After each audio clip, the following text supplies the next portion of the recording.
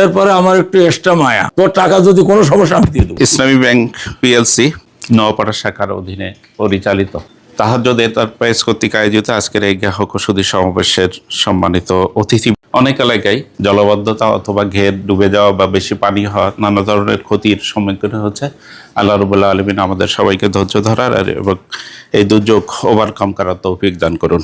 সম্মানিত গ্রাহকবৃন্দ, ইসলামী ব্যাংকের এই দীর্ঘ যাত্রার যে শুরুর দিকটা ছিল সেটা অত্যন্ত কল্যাণকর। আল্লাহ রাব্বুল আলামিনের পবিত্র ঘরে কিন্তু এই ইসলামী ব্যাংকের কবুলিয়াতটা হয়েছিল। স্মরণ করি শ্রদ্ধার সাথে, মরহুম আব্দুর রাজ্জাক লস্কর আমাদের ব্যাংকের প্রথম চেয়ারম্যান ছিলেন। যাত্রাটা কিন্তু আল্লাহর পবিত্র ঘরে, এই পবিত্র এবং হালাল ব্যাংক, শরিয়া সম্মত এই ব্যাংক, তো এই ব্যাংকটা তো বাংলাদেশের সবচেয়ে বড় ব্যাংক এবং প্রথম দিকে এর যাত্রা শুরু হয়েছিল। আমাদের দেখা দেখি পরবর্তীতে অনেক ইসলামী ব্যাংক হয়েছে। আসার কথা হলো ইসলামী ব্যাংকই কিন্তু তাদের পেইড আপ ক্যাপিটাল বলেন, লিকুইডিটি ক্রাইসিস বলেন, সমস্ত জায়গাগুলোতে কিন্তু সহযোগিতা করে আসছে। সংসদে মাননীয় স্পিকার সাহেব সুন্দর কথা বলেছেন যে ইসলামী ব্যাংক নিয়ে আপনারা অনুমান নির্ভর কথা বলবেন না, এটা দেশের অর্থনীতির একটা বড় অংশ।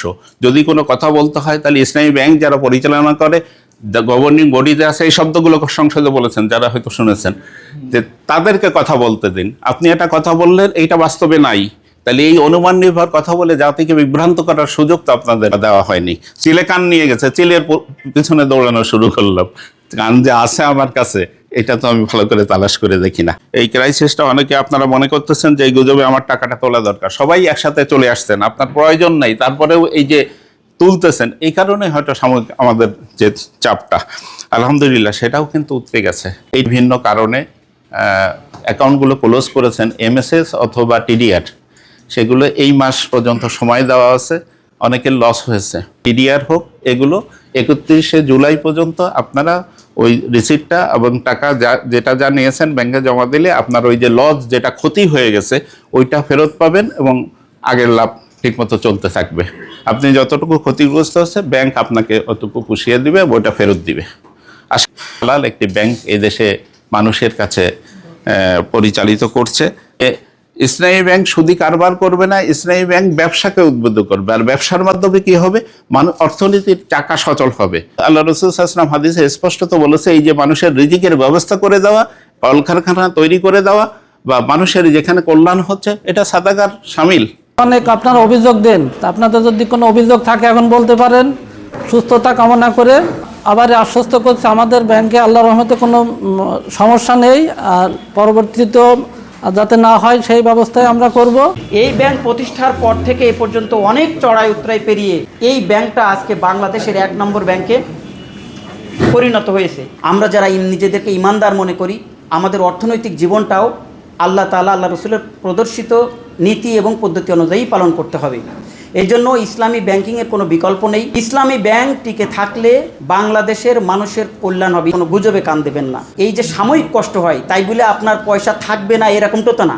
সব শ্রেণী পেশার মানুষের জন্য ইসলামী ব্যাংক কিন্তু আবির্ভূত হয়েছিল। বাংলাদেশে যখন ইসলামী ব্যাংক প্রতিষ্ঠিত হয়, তখন প্রথম ইসলামী ব্যাংকের যাত্রা শুরু হয় একজন হিন্দু ভাইকে দিয়ে।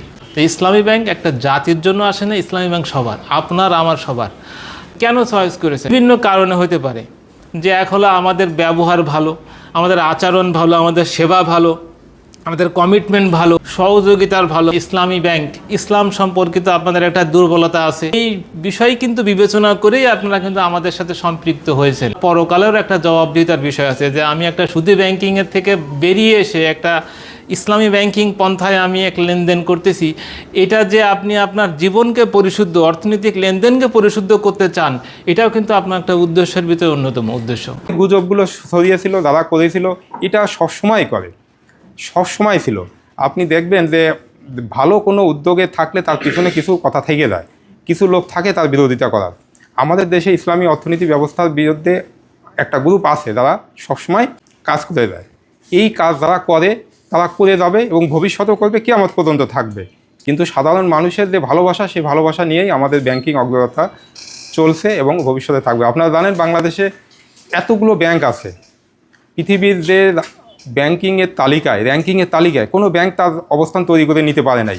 শুধুমাত্র ইসলামী ব্যাংকই আছে যারা পৃথিবীর 1000 ব্যাংকের মধ্যে একটা ব্যাংকিং হিসাবে বাংলাদেশের নাম তুলে ধরেছে, ইসলামী ব্যাংক বাংলাদেশ পিএলসি, তারা ওই তালিকায় আপনার জায়গা করে নিতে পেরেছে, যেটা অন্য কোনো ব্যাংকের পক্ষে সম্ভব হয়নি। তাহলে ব্যাংকের বিষয়ে গুজবে কখনো কান দিবেন না, বাস্তবতা পরীক্ষা করবেন। আমাদের যেই ইসলামিক বিধান, সেই বিধানে কি আছে, আপনি গুজবে কারো কথা শুনে কখনো কোনো সিদ্ধান্তে যাবেন না, কারণ আপনি ওটাকে যাচাই করে দেখবেন আসলে বাস্তবতা কি। আপনি মাঝখানে দেখছেন না আমাদের তেলের কি অবস্থা ছিল। এরপরে আমার একটু এক্সট্রা মায়া, আমরা যদি সুদী ব্যাংকে চালি তাহলে আমাদের যে এইভাবে ক্ষতি হবে। আর যদি আমরা ভালো ওই ইসলামী ব্যাংকের অনুযায়ী চলি তাহলে আমাদের অর্থনীতিটা এই যা আছে সেটা আমরা যাই আয় করতেছি এটা আমরা হালালের ভিতরে থাকবো। আল্লাহর রহমতে বহুদিন এই কাজটা করেছি, এটা আল্লাহর কাছে এই জন্য কিছু হলেই আমার মনটা আগে কান্দে। আমি ওনারও আশ্বস্ত করলাম যে ভাই আল্লাহর রহমতে এই ব্যাংকে অসুবিধা হবে না। আমি সাথে সাথে আমার মাননীয় এমপি সাহেবের কাছে ওনার ওই জায়গায় বসে কথা বললাম। উনি একটা উদাহরণ দিয়েছেন, বাসায় গেলেন কোয়ানা বলানা বেশি করলেন যে ভাই আমরা 5 জন আইছি, খাতে দিতে হবে। লোকটা কি বিভ্রান্তর মধ্যে আমার আছে সব, কিন্তু আমাকে তো একটু সময় দিতে হবে। আমার যারা পরিচিত হলো বলে ভাই ইসলামী ব্যাংক আপনাদের ফাঁকি দেবে না, ইসলামী ব্যাংক ফাঁকি দেবে, এটা আপনাদের আমানত আপনার বাড়ি যেয়ে দিয়ে আসবে, তবু আমাদেরকে এই সমস্যাটা করেন না। ওইদিকে এমপি সাহেব দিয়ে সবাই জায়গায় ছড়াই দিয়ে হইলো যে ভাই আমার কলেজে বকার ভাই 1.5 ঘন্টা ইসলামী ব্যাংক সম্পর্কে আলোচনা হয়েছে সংসদে। আমি 2 দিন সংসদে ছিলাম, কালকে আসছি, তো ওনার সাথেই ছিলাম অন্য কাজে। তো আমরা আজকে যারা এখানে উপস্থিত হয়েছি, আমি আপনাদের কাছে শুধু আপনারা না, বিষয়ের কাছে কাকা কী করবো কারণ দিয়ে আমার তো সবাই ভয় যেমন খবরদার বাপ, তোর টাকা যদি কোনো সমস্যা আমি দিয়ে দেবো, যা দরকার আমি রেসপন্স দেবো, কারণ আমার তো ভরসা আছে, আমার তো ওই জায়গাটার একটা আছে। আমি বলি ভাই কিচ্ছু হবে না, কিছুই হবে না, আপনার টাকা টাকা আসবে না, একটু নিশ্চিত হতে বলেন, আস্তে আস্তে ঠিক হয়ে যাবে। ভালো সুখবর শোনেন, কোনো কারণে কারোর হয়েছে উঠাই নিয়ে আসছি, এখন যদি আপনারা জমা দেন আপনাদের ওই জায়গায় থাকবে। ওই সময় তো প্রফিট পাননি, অল্প কিছু পাইছেন, কিন্তু ওই জায়গায় ম্যানেজার সাহেব উনি কথা বলবেন, ওই জায়গায় থেকে আপনাদেরকে আবার চালু করা হবে। সুস্থতা কামনা করে আবার আশ্বস্ত করছে আমাদের ব্যাংকে আল্লাহর রহমতে কোনো সমস্যা নেই, আর পরবর্তীতেও যাতে না হয় সেই ব্যবস্থায় আমরা করব।